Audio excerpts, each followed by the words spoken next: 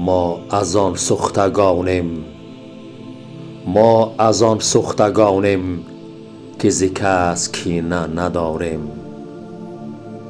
یک شهر پر از دشمن لیک یک دوست نداریم.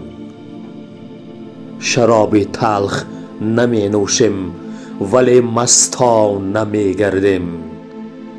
لباس کهنه می پوشیم ولی مردانه می گردیم. عبدالقادر بیدل.